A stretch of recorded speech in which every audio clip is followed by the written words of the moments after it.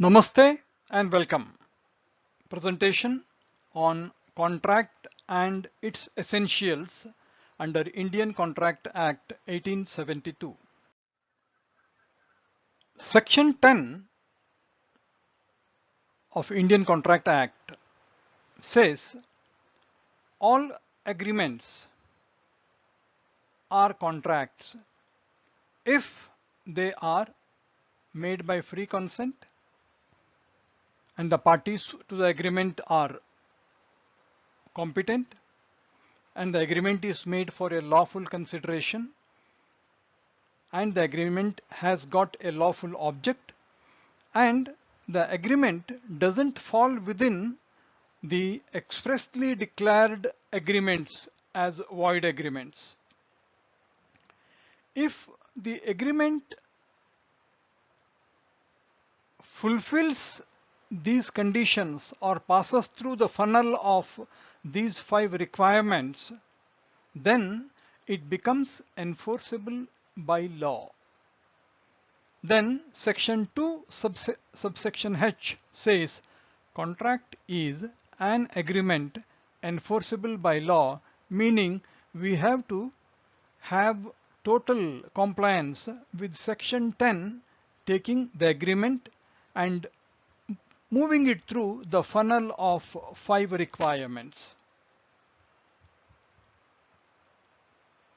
As we saw, agreement has to pass through the five funnels to become enforceable by law, and then it becomes a contract. Now let's understand the term agreement and what are its components.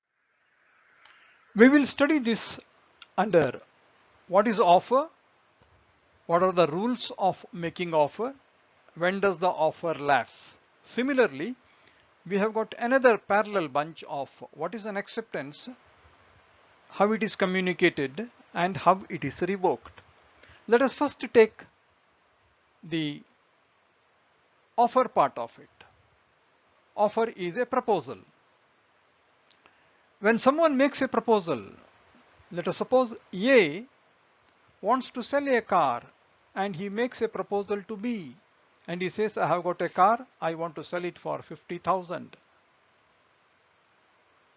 Now when he makes a proposal, we say he has made an offer. Offer and proposal are the same.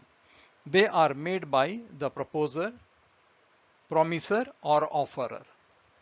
What does it signify? When he says I want to sell a car for 50,000, he is signifying his willingness. He is willing to sell the car to another person. He is doing something. When I say I am selling, I am doing something. There may be something like abstaining. There are contracts. If a person sings, he may get a contract to do things. If he is a bad singer, we may ask him not to sing for a week and pay him something. That is abstaining. He abstains from singing. And why does he make this offer? He makes this offer to B so that B accepts, to obtain the assent of the other, to enter into a legal relationship. Therefore, willingness of one party to get the consent of the other to enter into a legal relationship is the intention of an offer. The offer must be clear, definite, complete and final. Means total clarity has to be there. What are the rules of communication? When he makes a proposal, how it should be? The proposal can be oral or in writing. It could be made to be in specific or it can be general proposal. He can tell to the whole village, I am selling my car for 50,000. Anyone interested can take. We have the cases of Carlyle versus Carbolic Smoke Ball Company, where the lady bought from a chemist the medicine which was being sold by Carbolic Smoke Ball Company, and they had offered that anyone catches flu after consuming this medicine can be given a reward, and she caught the fever. She claimed When the company said, we did not make offer to you, she said, no, it was a general offer. When you said, anyone who catches flu after taking this medicine, anyone means general. And when you make an offer, it should come to the knowledge of the offeree. For example, if I am making an offer to B, I should bring it to the notice of B. It should come to the knowledge of the offeree. And it has to be communicated. I can write a letter to B, but the letter has to be dispatched. We have to deliver it to him. It should be communicated to the offeree. Why? He has to give us a reply for his acceptance or rejection. His reply may be acceptance or rejection. Then, how long the offer will be open? A offers here now car to B. He says, I want your reply within 3 days. He can wait till 3 days. But before B accepts within those 3 days, he can say, I have cancelled my offer, I am revoking it. But he cannot revoke once B accepts. Before acceptance, one can revoke the offer. He must have said, you should give your acceptance within 3 days. After 3 days, if the acceptance is not coming, with lapse of time, the offer is withdrawn. It lapses. And failure to fulfill condition precedent. We say, if you are agreeable to buy my car, send your letter before 4:30 of tomorrow. 4:30 we don't receive anything. But after 4:30, there is a call saying that we want to buy the car. No, condition precedent, you should have sent us a letter before 4:30. And A has offered the car to B. Unfortunately, A dies or he goes mad before B has accepted. And once B comes to know A has gone mad or he has deceased, the offer is cancelled. He cannot accept it anymore. And not accepted in the prescribed mode.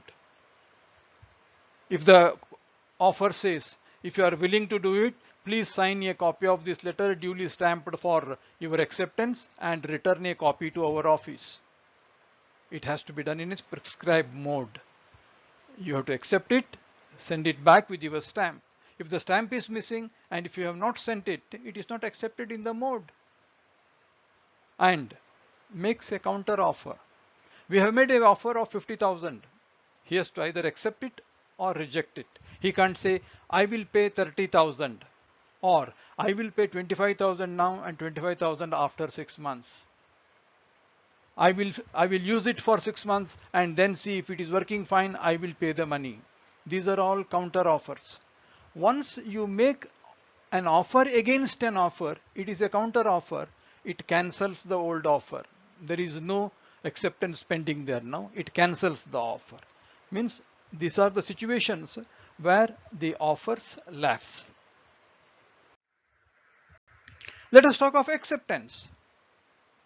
What will B do? Under acceptance, the promisee or offeree is the one to whom the proposal is made. A has made the proposal to B and B is the offeree. And what B has to do? He has to agree. He has to signify his assent.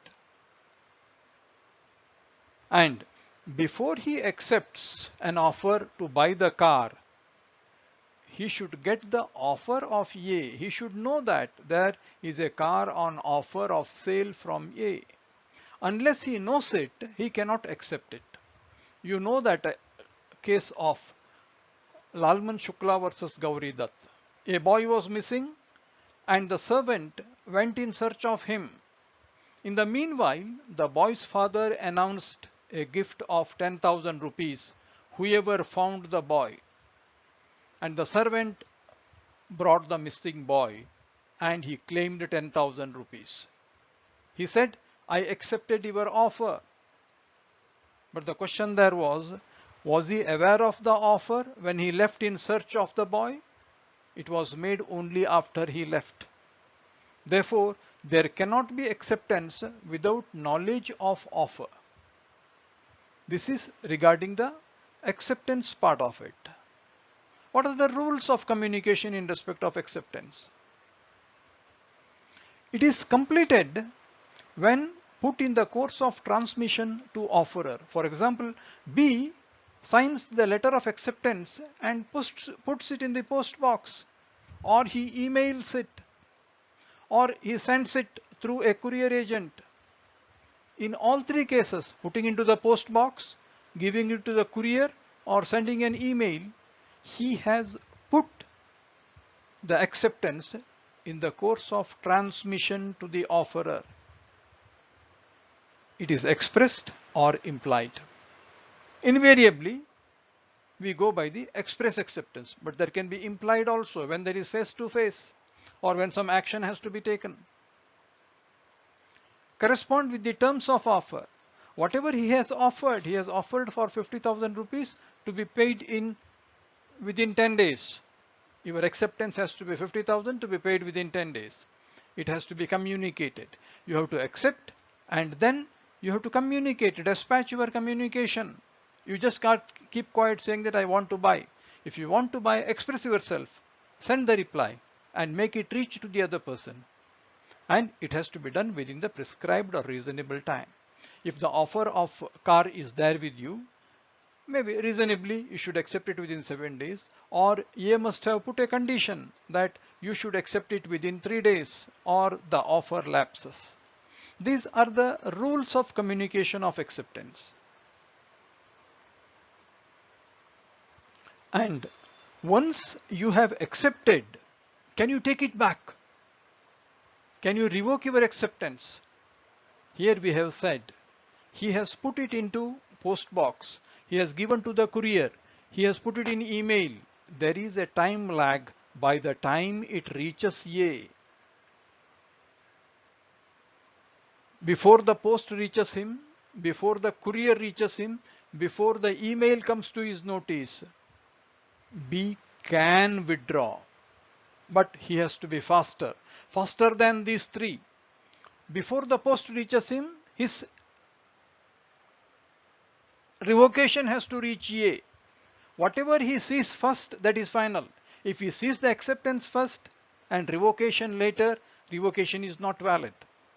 That way, only before acceptance comes to the knowledge of the proposer, that is, before acceptance reaches the proposer, you can revoke it by sending him the revocation. Maybe you send a telegram, you send a WhatsApp. Means the communication of revocation has to reach him ahead of the communication of acceptance. Now this is the stage to have the agreement, which is nothing but offer duly accepted, is passed through the funnel of the 5 requirements. Let us take capacity of the parties to the contract. Is the agreement between people who are competent to enter into contract?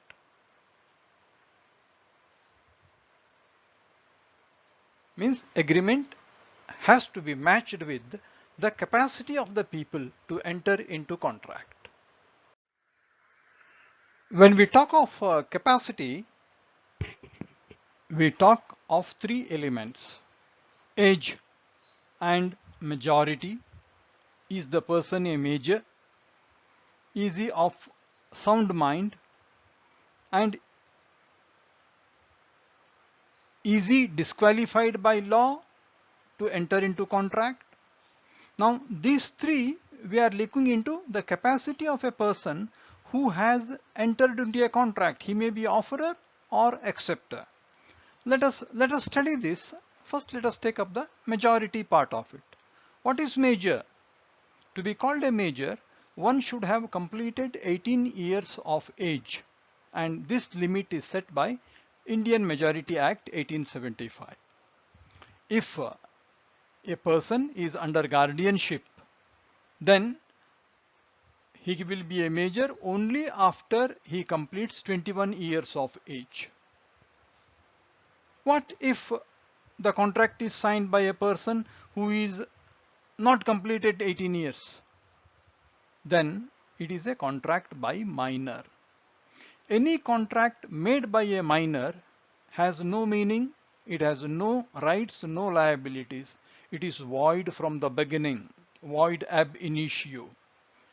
It cannot be altered, it cannot be ratified even after he becomes a major. It is bad from the beginning. And even the minor enters into an agreement. We have a principle called restitution. Under restitution, if A and B enter into a contract and they don't want to continue the contract, then as per law, there should be restitution between the two. Means when you cancel the contract, whatever benefit you received from the contract, you should return to the other person. Restitution. You should not get any undue benefit. Whatever A received, he returns to B. Whatever B received, he returns to A. Example, if it is car, he gave 30,000 and he gave car. Later they said, no, the agreement cannot be continued. Then he returns the car, he returns 30,000. That is called restitution. No undue benefit to anybody. They are back to their old stage. And in case of regular contract, if a person has behaved in a particular fashion, he cannot later say, no, I didn't mean it. No, he is bound by the principle of estoppel. For example, if the minor goes to a shop and then says, give me something on credit and I am a major, he is misrepresenting. When he misrepresents, if it is a normal case, if a person misrepresents, he is bound by estoppel because he told the shopkeeper, I am a major. Once you have said you are a major, you have to behave like a major. The principle of estoppel affects you. But in case of a minor, there is a rule. Minor can misrepresent. He can tell the wrong age and then he can get away. The principle of restitution and principle of estoppel is applicable only to majors. It is not applicable to minors. In case of Mohari Bibi versus Dharamdas Ghosh, a minor boy along with his mother mortgaged his house and got money. Later, when the moneylender went to court to claim the money, he said, when I signed the mortgage, I was a minor. If I am a minor, even where I have received the money, I am not bound by restitution, I am not bound by estoppel, and nobody can ask me money. I don't owe anybody anything. Court agreed with the minor and released him. Therefore, majority has to be doubly checked because minors have a right to misrepresent and go scot-free. But a minor can act as an agent. He cannot be a principal. He can be a beneficiary. For example, if the minor has got a bank account and some interest is working on that bank account, he can take that interest from the bank. He is a beneficiary there. If someone sends him to another shop and asks the other shop to give him some money, he is an agent. The other shop, if he gives, the money could be claimed from the person who gave the instruction. Means, whenever we deal jointly with a minor, minor will not be responsible. It will be the major who will be liable.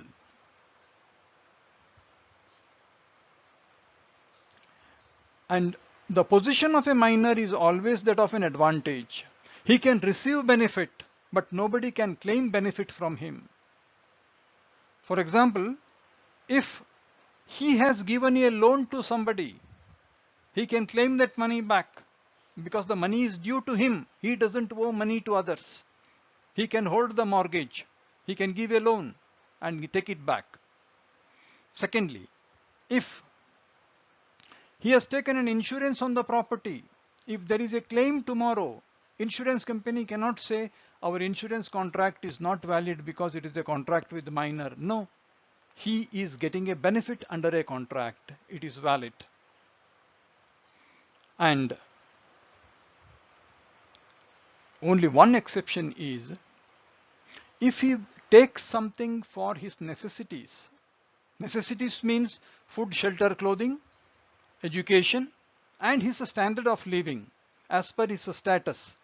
If someone has given him loan or the bank has given him loan, the bank can recover that money given for necessities to him from his estate. If he has properties, from his property, the bank can make a claim for supplies made towards his necessities, keeping his status in mind.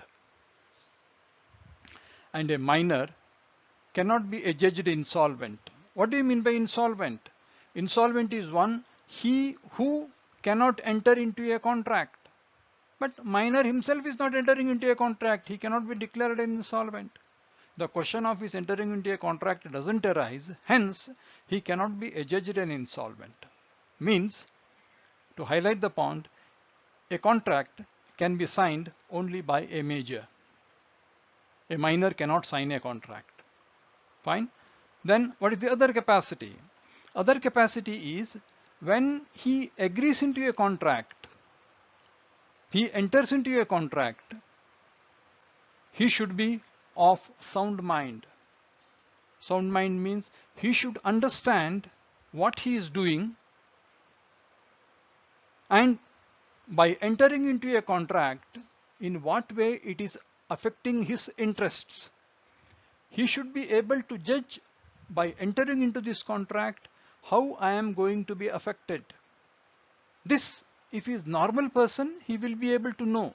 But if he is a lunatic or in a drunken state, he cannot do it. Therefore, when a person signs a contract, accepts an offer, he should be in a sound mind state. But there are people who are on and off. For some time they are on, they are sound mind. For some time they are off. What the law requires is the contract must have been signed when he was in the on stage. When you are on, you are of sound mind. And there are some persons who are not qualified by law to enter into contract in India. Who are they? Heads of government of foreign countries, foreign sovereigns, ambassadors of the foreign countries. Alien enemies means a person from a country with whom government of India is at war, unless government permits.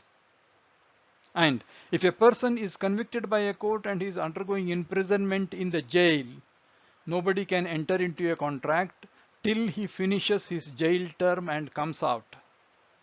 And as we said, insolvents cannot enter into a contract. Now, our agreement has to see that the person who signed was not a minor, he was a major. Second, he was a man of sound mind, and he was none of these people. If this condition is fulfilled, yes, we have fulfilled one more condition. Now we are talking of one more condition, which is lawful consideration, and we will see that the agreement passes the test of consideration, which is lawful.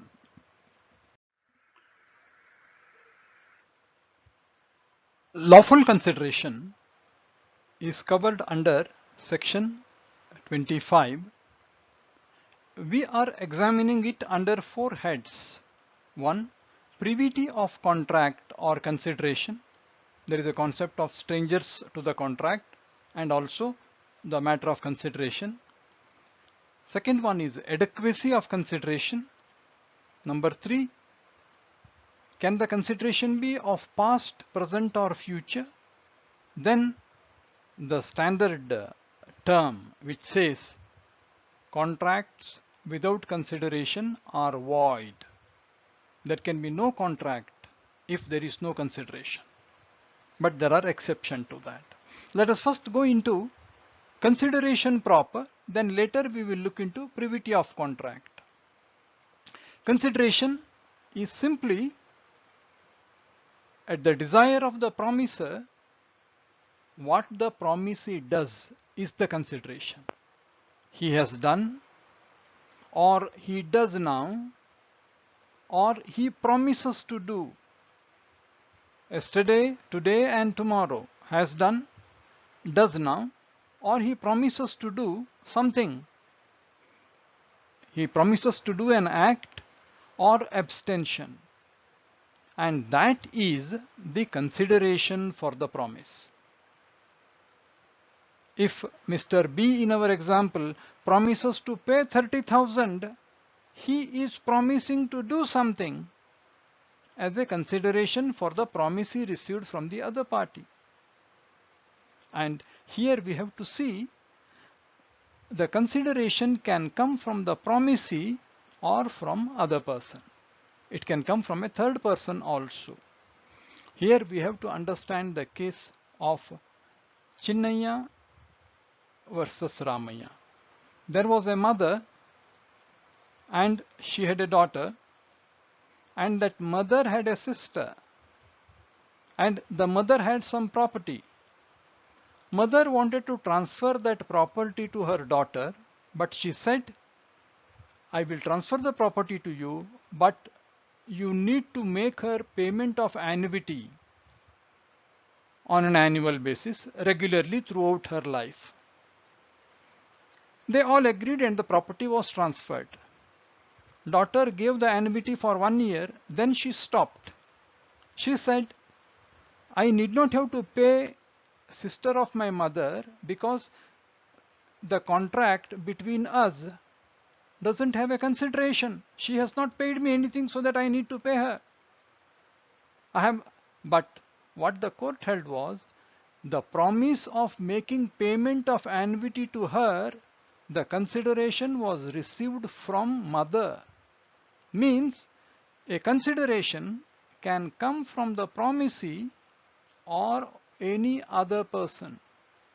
This example is in respect of annuity payable to mother's sister, Chinnaya and Ramaya. Consideration moved from mother. It need not have to move from the beneficiary or promisee. Then comes another term, privity of contract. Means any contract that we talk of, we should always talk of primary parties to the contract. Primary parties, direct parties. Anyone else who is not directly connected, if it is A and B, the contract, A and B are the parties to the contract, direct and straight. Anyone else, for example, if there is C, he is a stranger to contract. Therefore, under a contract, there should be privity of contract. Primary members only can sue. Stranger cannot sue under a contract. This comes as a part of consideration. But there are some exceptions. A beneficiary under a trust, though he is not a party to the original contract, he can sue under that. In a family marriage, this is a classic case of Draupadi versus Jaspat Roy, where there was a contract between father-in-law and son-in-law, wherein the son-in-law said he will not ill-treat his wife and had a contract with the father-in-law. And later he started ill-treating her.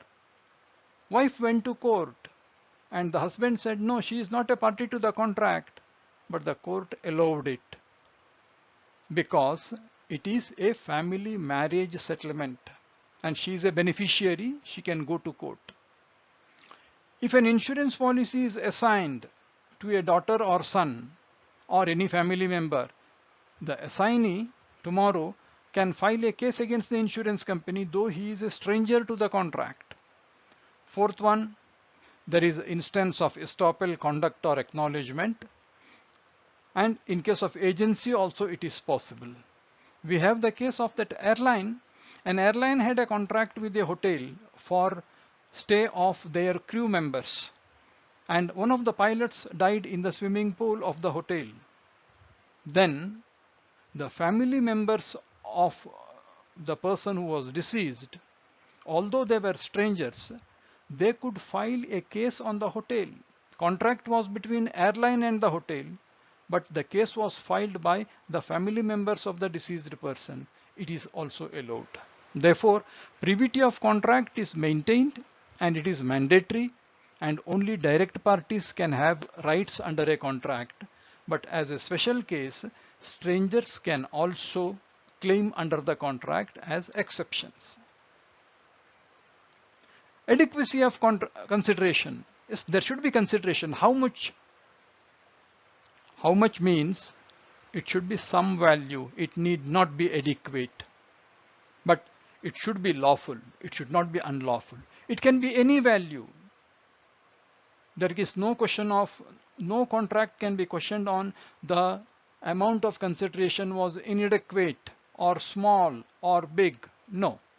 But whenever the consideration is very small, the court will take it as a circumstantial evidence to find out whether the consent was free. Because when you sell something for pittance, it means you have given the consent to it, not in a free state of mind.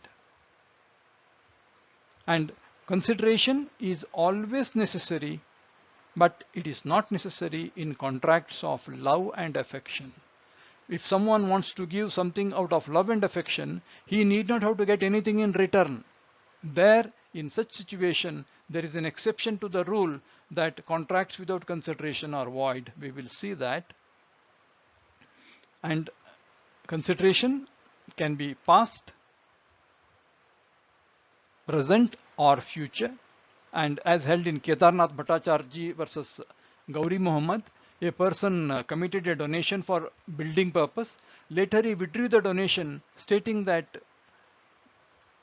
there is no consideration to him. They said, our agreement to construct the town hall as agreed with you is itself is the consideration, and you need to continue your donation.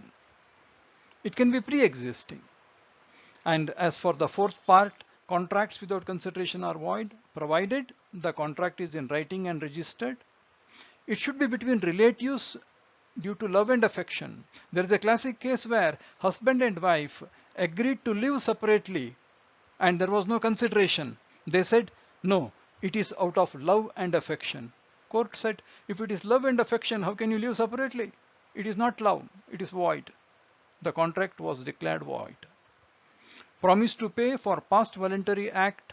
For example, purse lost yesterday, today we declare a gift. It's possible to give. It is not without consideration. Consideration is there. Promise to pay a time-barred debt.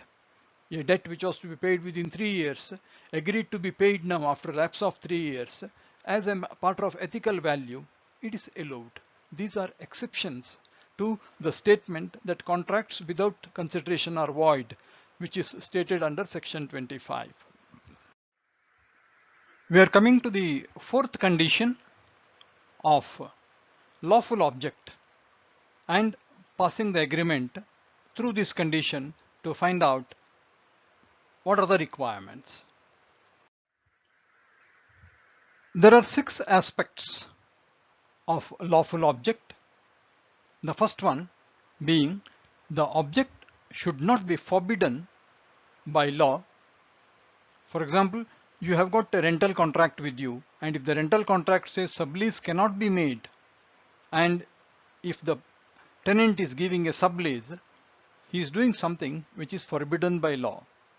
Or sale of lottery tickets in Karnataka, which is forbidden by law, it cannot be a part of contract. It should not be immoral. Immoral things are based on the value systems and the social system which is subsisting. For example, as per the Hindu Marriage Act, a person cannot marry when there is a subsisting marriage and wife is alive. And if someone agrees to marry another woman, then it is immoral. It is not only illegal, it is immoral. Second, payment to a married woman to get a divorce and marry, it is not syncing with the system of our ethical values. It is immoral. It cannot be a part of agreement. Then it cannot be fraudulent. For example, in a partnership, a person makes secret profits. He is supposed to declare and reveal it to other partners. Otherwise, he is playing a fraud on the other partners. And such type of agreements cannot be a part of contract. It should not be opposed to public policy. What is public policy? See, in marital relationship, bringing families together, there is no concept of brokerage. If there is marriage brokerage and we remunerate the Purohit or somebody who sees the horoscope and arranges the marriage, that is opposed to public policy. Social coming together is not for a consideration. Interfering with the administration of justice, bribing in a court or government office, trading with enemy of the country, trafficking in public office. For example, to file an FIR, to drop an FIR, if there is a bribe involved, it is trafficking in public office. And you are exploiting people by making them work overtime and don't pay overtime at the regular rate and treat them as bonded labor. These are all opposed to public policy. Then we have got one more object, injurious to person or property. For example, there was a money lender who entered into a contract. He said, you have to pay 30% as compound interest on my loan. If you fail to pay, you should work free with me in my office for 2 years. This is injurious to the person and it is not in keeping with the human dignity. Or we agree with another person to illegally injure a third person. It is an unlawful object. It is not a lawful object. There is sixth part of it. We have seen this. In case of life insurance, normally the insured people, as a part of marketing gains, they ask the LIC agent to share his commission as a part of the first insurance premium payment. But it comes under this clause, defeats law. Legally, it is prohibited for an LIC agent to share his commission earned and set it off against the first payment of insurance premium. Our agreement of offer and acceptance has to pass through this test of lawful object to become a contract.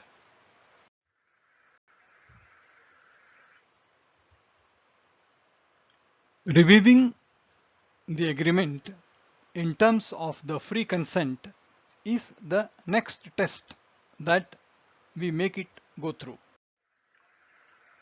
When we look into the free consent under section 14, we have 5 concepts of coercion, undue influence, fraud, misrepresentation, and mistake. We will take up coercion.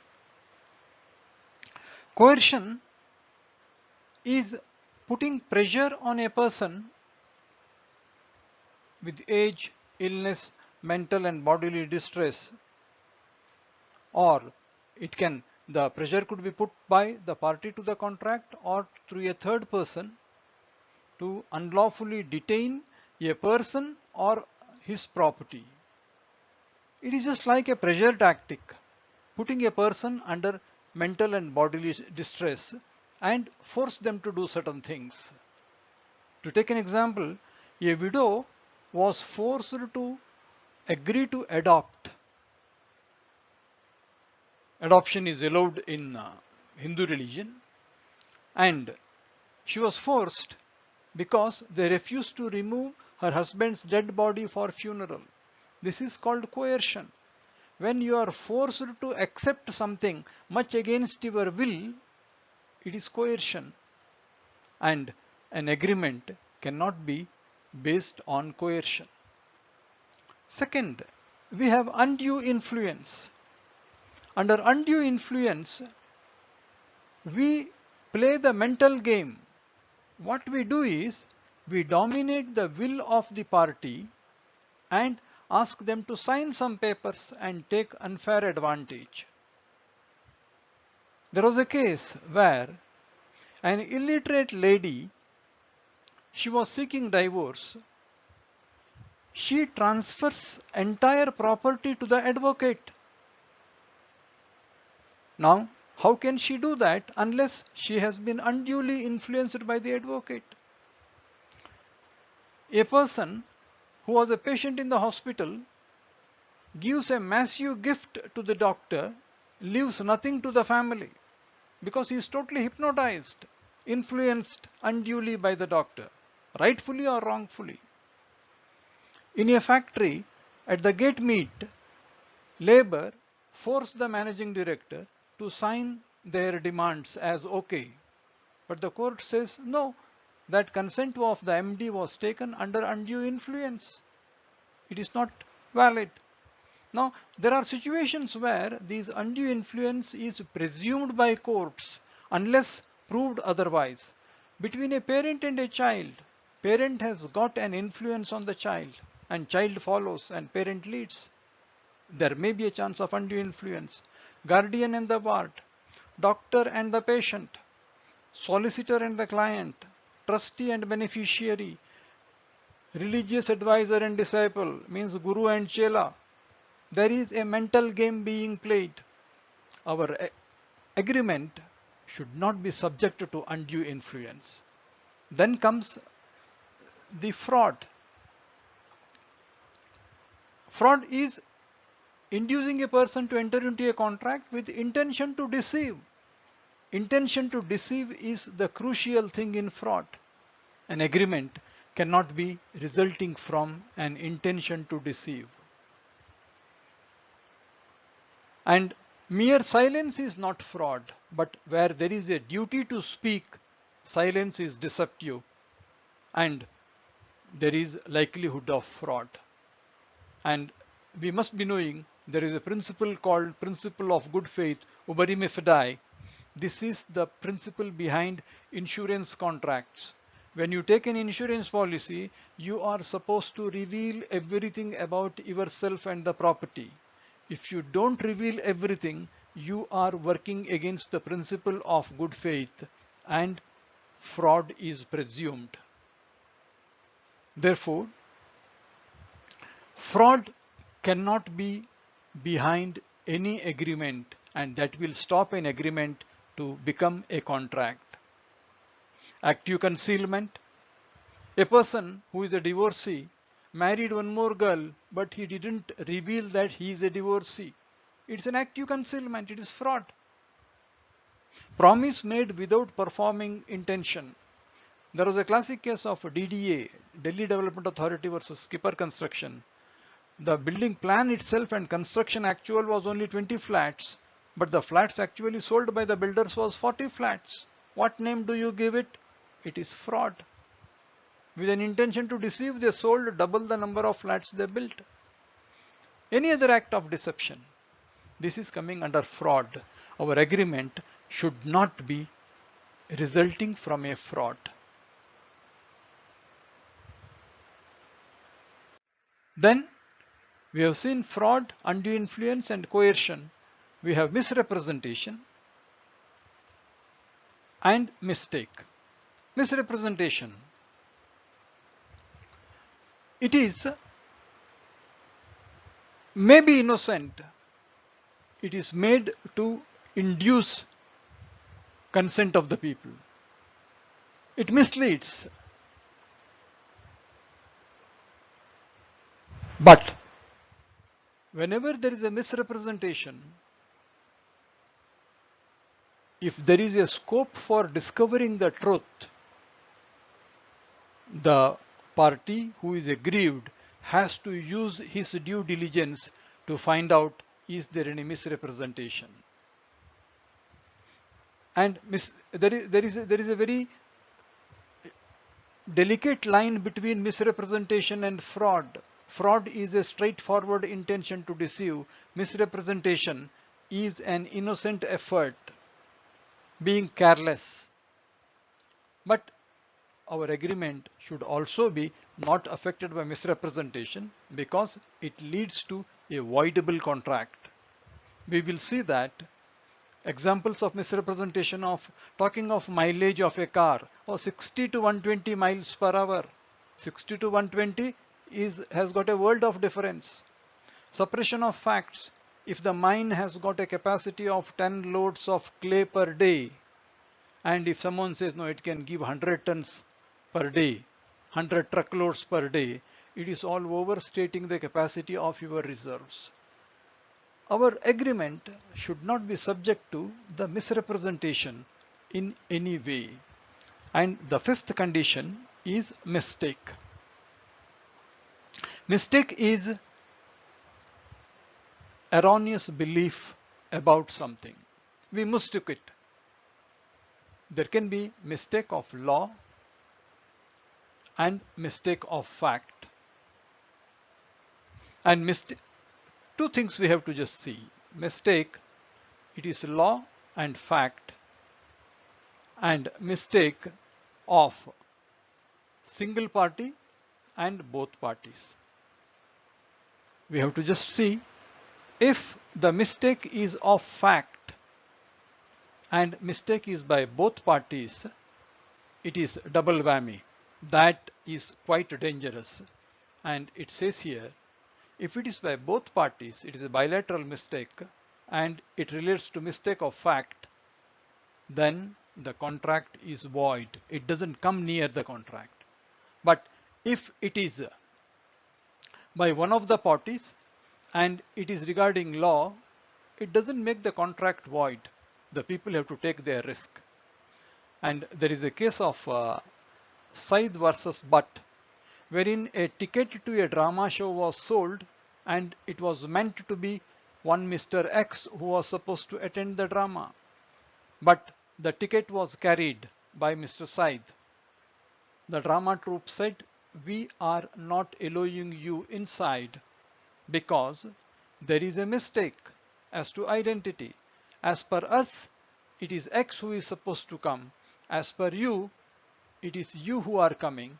It is mistake of fact and mistake on both sides. The contract is void. You cannot attend the drama show." And there are other instances where it leads to mistake which will affect the validity of the contract, renders it void. Non-existent subject matter. If the ship is destroyed without the knowledge of the people when they signed the contract and the ship was bought, it is destroyed, non-existent. It is a mistake, bilateral mistake, and it is mistake of fact. If you are owning a building, you buy that building once again, and both buyer and seller are under mistake. It is bilateral and it is mistake of fact. Different subject matter in mind when they bought. The buyer thought it was table napkin of decent standard and the other person felt it is a paper of historical value. Bilateral mistake and matter of fact. Quantity. The person says 1. Buyer thinks it is 10 numbers. This person thinks it is 1 dozen. There is bilateral mistake. It leads to void contracts. Price. In a contract, they have not mentioned the price, but both parties are having a wrong price in mind. One person is thinking of price in terms of dollars, the other person thinking in terms of rupees. Here, there is identity and nature of the subject matter. In both cases, it was mistake of fact and bilateral mistake which leads to void contract. Now, we have got these 5 items of fraud, undue influence, coercion, mistake, and misrepresentation. They have different implications for the nature of contract. We will see that, and what it says is consent is free when it is not caused by 1 to 5 above. If the consent is not caused by any one of these, then the consent is called as free. That is what the conclusion from here. But beyond this, we have to just see if it is coercion, undue influence, misrepresentation and fraud. If the consent is caused by a combination or individually by these four, contract is not void, it is voidable. Voidable means one of the parties can avoid it. Who is the party? The party who is losing unlawfully can either accept or reject it. What he can do? When he resigns the contract, he can ask for restoration of benefit. He can claim the damages. That is the reason of voidable contract. But anything which is done by mistake, bilateral mistake, what happens? In case of mistake, if it is unilateral or mistake of law, there is no impact on the contract. Contract is valid. You have made a mistake from your side. Law is there. It cannot be understood wrongly. Contract will continue. But if the contract is bilateral mistake and mistake of fact, it is void. And in this case also, when a person wants to avoid a contract, he should also do his homework. If he had opportunity to discover the truth with ordinary diligence, he cannot avoid the contract also. He is supposed to do his work properly. That way, consent is free and safe when there is unilateral mistake and mistake of law, and it is also permitted, and it can only be voidable and not void when it is caused by any of these things. That brings us to the sixth condition, that the agreement should not be otherwise expressly declared to be void. Let's have a look at this. There are 8 subcomponents of this particular parameter, agreements declared to be void. Things to do impossible acts. For example, if the agreement involves discovery of treasure by magic, bringing dead man back to life, marrying when the first wife is alive in a surviving legal marriage, these are impossible acts which cannot be done legally. Then we have restraint of legal proceedings. Any agreement which involves obstructing legal remedies to a person. If you stop a person from moving the court of law, except when you have got an arbitration clause, it is taken as a proceeding stopping a person from having legal remedies, which is declared as void contract. It cannot lead to a contract. It is a void agreement.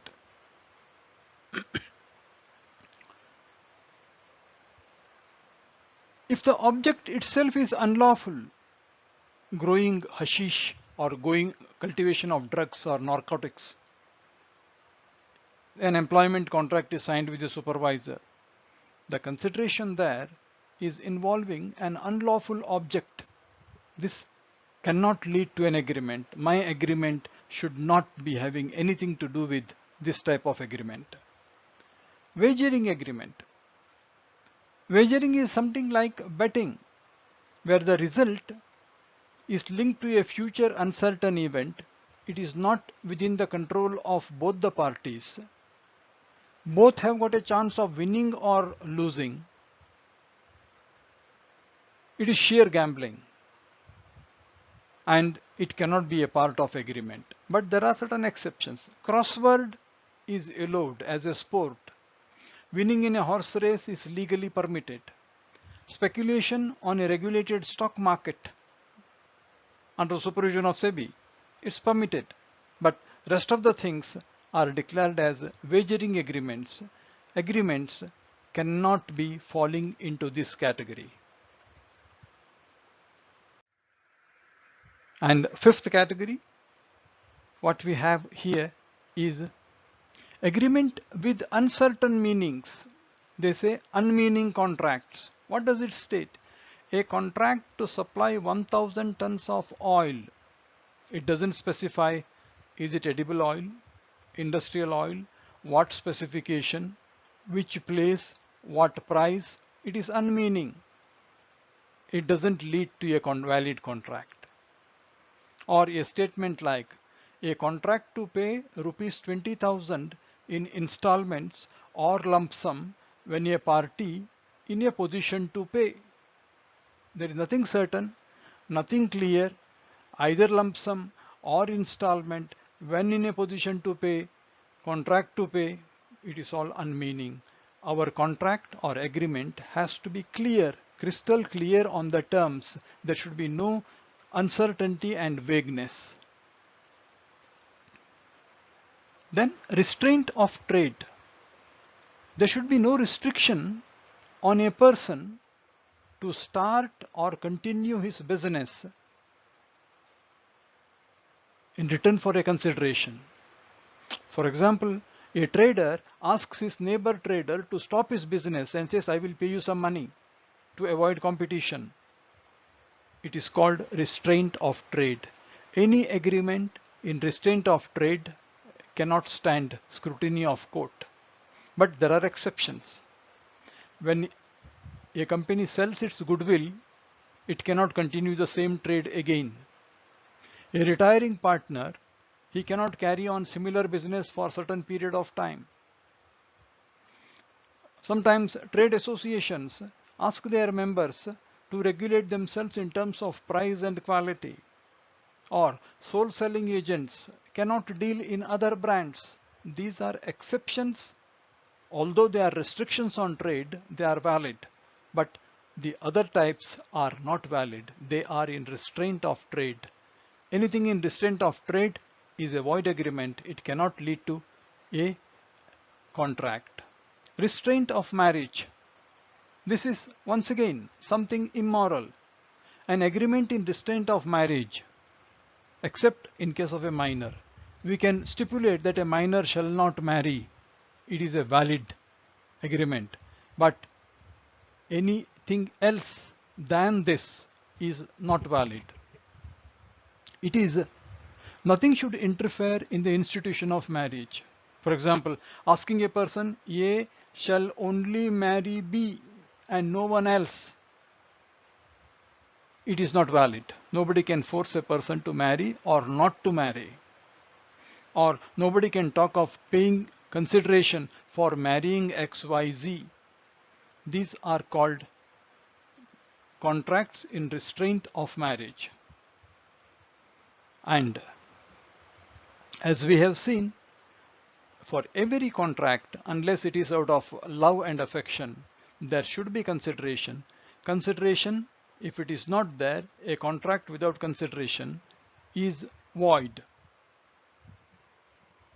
Unless it is in writing, or is a promise to compensate for something, or is a promise to pay a debt barred by limitation of law.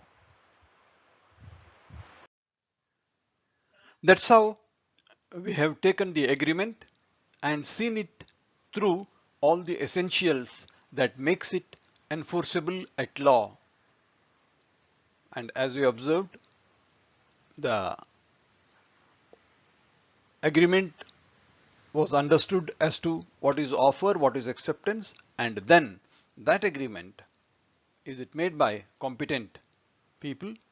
Was it for a lawful consideration? What was the object? Was the consent free? And does it fall under any of the agreements declared as void by the Act? And that brings us back to section 2H. Contract is an agreement enforceable by law, for it is supported by its essentials. This is an overview of the entire presentation, starting from offer and taking it through all the 5 with its sub-steps indicated. Definitely, this will help a bird's eye view of the entire presentation. Thank you so much. Thanks a lot.